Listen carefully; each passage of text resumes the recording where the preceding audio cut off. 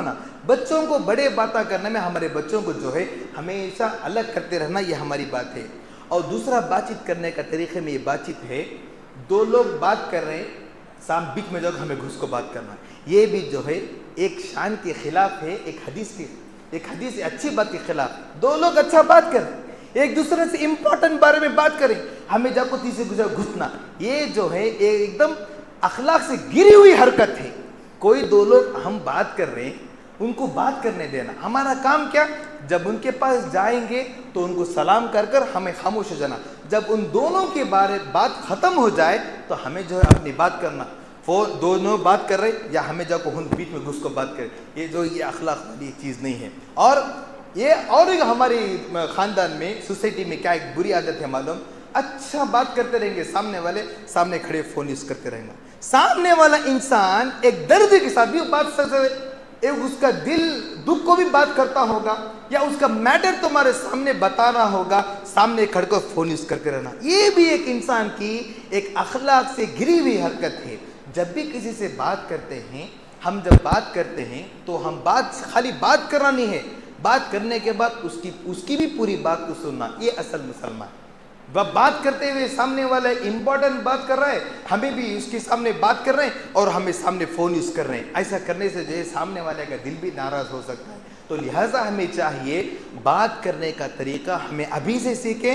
اور ایک حدیث میں بتایا گیا ہے، جب 3 لوگ بیٹھے ہیں، مجلس میں 3 لوگ بیٹھے ہیں، تو پہلا شخص جو ہے دوسرا شخص سے بات نہ کرے.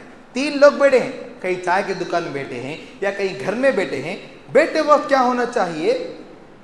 3 لوگ بیٹھے تو ایک جنا کان میں بات کرنا. ایسا بات کرنے سے اللہ کے رسول صلی اللہ علیہ وسلم روکے ہیں. ایسا کرنے سے کیا ہوتا؟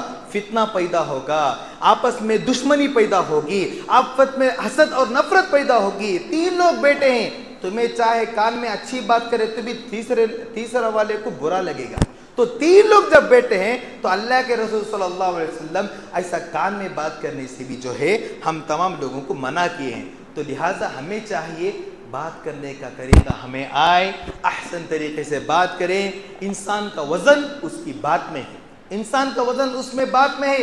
جب وہ کسی سے بات کرتا ہے، اسی زبان کو رکھ کر سامنے والے کا دل بھی جیت سکتا ہے، سامنے والے کو خوش بھی کر سکتا ہے. ایسا نہ ہو کہ ہماری زبان سے کسی کو تکلیف ہو. ہمیشہ یہ بات اپنے ذہن میں بات رکھے، میرے سے کسی کو تکلیف نہیں ہونا.